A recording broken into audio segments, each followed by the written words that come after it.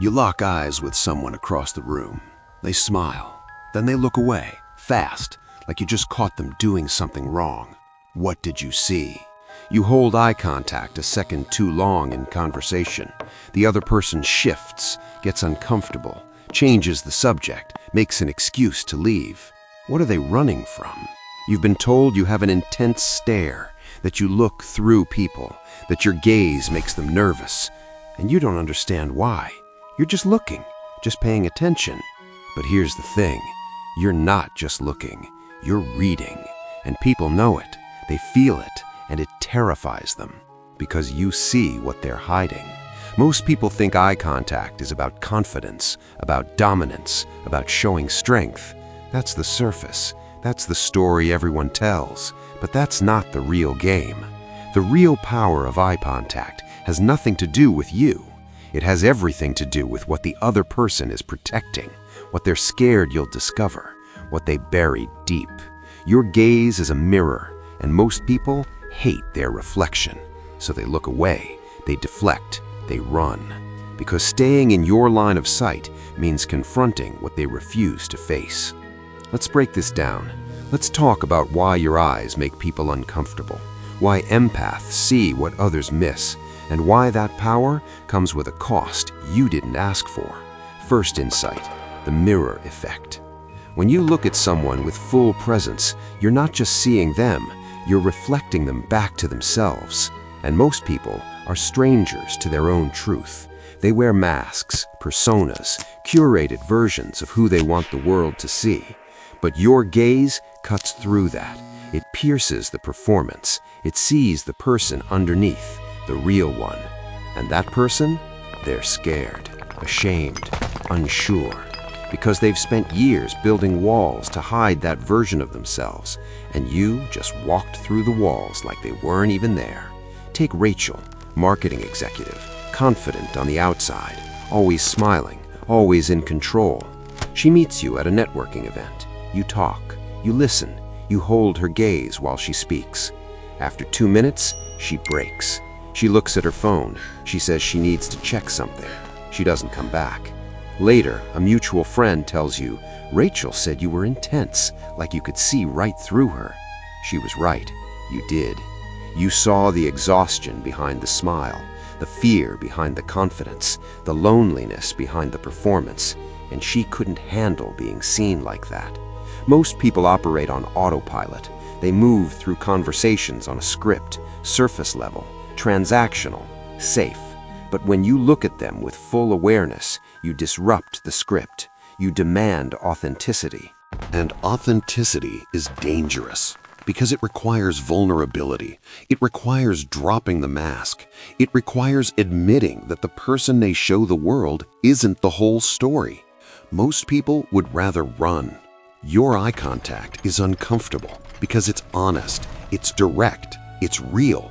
And most of the world is built on pretending, on performing, on avoiding the truth. You're a walking disruption to that system. Second insight, the emotional X-ray. Empaths don't just see faces, they see feelings. They pick up micro-expressions, shifts in energy, changes in tone. Things most people miss because they're too busy talking. When you look someone in the eyes, you're scanning. Not consciously, it's automatic. Your brain is processing their emotional state, their stress levels, their honesty, their fear, their pain, and you register it all. This is why liars hate talking to you, why people with hidden agendas avoid you, why manipulators get frustrated around you, because you see the incongruity, the mismatch between what they say and what they feel. Take Kevin. He's pitching you on a business deal. He's animated, excited, talking fast, selling hard. But you hold his gaze, and you notice his pupils contract when he mentions profit projections. His jaw tightens when you ask about risks. You don't need a lie detector. His eyes already told you he's hiding something. He knows the deal is shaky, but he's hoping you won't notice. The problem? You already did, and he can feel it, so he wraps up the meeting early. Here's what's happening in your brain. Mirror neurons are firing. You're unconsciously mimicking micro-expressions, syncing with their emotional rhythm. Your prefrontal cortex is comparing verbal and nonverbal cues, spotting mismatches. This process happens in milliseconds. You don't think about it, you just feel it. A gut sense that something's off, that they're not being straight with you, that the story doesn't add up. And you're usually right. But here's the catch. The other person can feel that you're scanning them. They can't explain it, but they sense your attention is deeper than normal, that you're not just hearing words, you're reading them, and that makes them defensive. Because being read feels invasive. It feels like someone opened a door they didn't give permission to open, like you reached into their internal world without asking. And most people guard that world fiercely. So they retreat, they deflect, they change the subject. They avoid future interactions, not because you did anything wrong, but because you saw too much, and they weren't ready to be seen like that. Third insight, the accountability trigger. Your gaze holds people accountable, not with judgment, not with words, just with presence. And presence is the most powerful form of accountability there is. When someone is lying to themselves, they need everyone around them to play along, to nod, to agree, to validate the illusion. But when you look at them with clear eyes, you're not playing along, you're just present, and that shatters the illusion. Take Monica. She's venting about her partner, how he never listens, how he doesn't appreciate her, how she's always the one making sacrifices. She's building a case, gathering support, looking for validation. But you don't give it. You just listen, and you hold her gaze. And after a while, she stops. She looks down, she says, "Maybe I'm being unfair." You didn't say a word, but your presence made her honest. Because your eyes don't lie for people. They don't reinforce their narratives. They don't co-sign their excuses. They just reflect reality. And reality is uncomfortable when you've been avoiding it. This is why people who are stuck in denial avoid empaths, why people who are lying to themselves don't like being around you. Because you're a living reminder that their story doesn't hold up, and they're not ready to face that yet. Your gaze doesn't accuse, it doesn't judge, it doesn't criticize, it just exists, steady, clear, present. And that steadiness forces people to confront the gap between who they say they are and who they actually are. Most people hate that gap, so they fill the silence. They talk faster, they justify, they explain, they perform harder, anything to escape the quiet accountability of your attention. Because silence reveals what noise covers up. Fourth insight, the depth paradox. Most people want to be seen. They crave connection, understanding, intimacy, but they're also terrified of it. Because being truly seen means being truly known, and being known means being vulnerable. Your gaze offers that depth. It's an invitation. I see you, the real you, and I'm not running. But most people aren't ready to accept that invitation because depth requires trust, and trust requires courage. Take Julian. He talks about wanting real relationships, about being tired of surface-level interactions, about wishing people would be more authentic.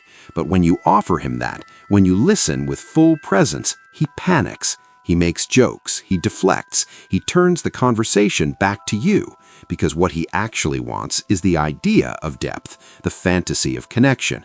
But the reality of it? That requires showing his wounds, his fears, his shame, and he's not there yet. This is the paradox. People say they want to be seen, but what they really want is to be seen in the way they've decided is acceptable. They want selective visibility. They want you to see the good parts and ignore the rest. But your gaze doesn't work like that. It sees the whole person, the light and the shadow, the strength and the fear, the beauty and the mess.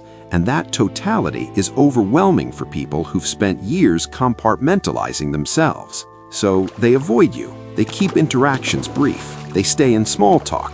They don't go deeper, because going deeper with you means going deeper with themselves. And that's a journey most people aren't ready to take. This is why you feel lonely sometimes, why you struggle to find people who can match your level of presence, because most people are living on the surface and you're built for the depths, and the two don't always meet. But here's what you need to understand. Your ability to see people isn't a flaw. It's not something to apologize for. It's not something to dim.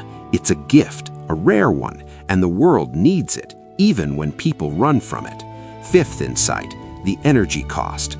Holding space for others the way you do takes energy, emotional bandwidth, mental processing power, and most people don't realize how much it costs you to be present the way you are. Every time you lock eyes with someone, you're absorbing information, emotional data, unspoken tension, hidden pain, and your brain processes all of it. You carry pieces of everyone you interact with, and that weight adds up. Take Sarah. She's your friend. She vents to you regularly, and you listen fully. You give her your complete attention, and when she leaves, she feels lighter, but you feel heavier because you absorbed what she released, and now you're holding it. This is the cost of being an empath, of having a gaze that sees deeply.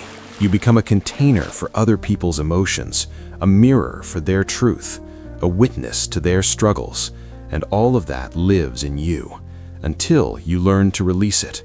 But most people don't see that cost. They just see someone who listens well, someone who understands, someone who cares. They don't understand that you can't turn it off. It's how you're wired. It's who you are. So you learn to protect yourself. You limit interactions. You create distance. You choose carefully who gets your full presence, because you realize that not everyone deserves access to that depth, and that's okay. Now let's talk about what this means for you, how to navigate a world that's uncomfortable with the way you see, how to own your power without burning out, how to be present without losing yourself. First, stop apologizing for your intensity. Stop softening your gaze. Stop pretending you don't see what you see. Your ability to perceive deeply is a strength. Own it, use it, protect it, but don't hide it.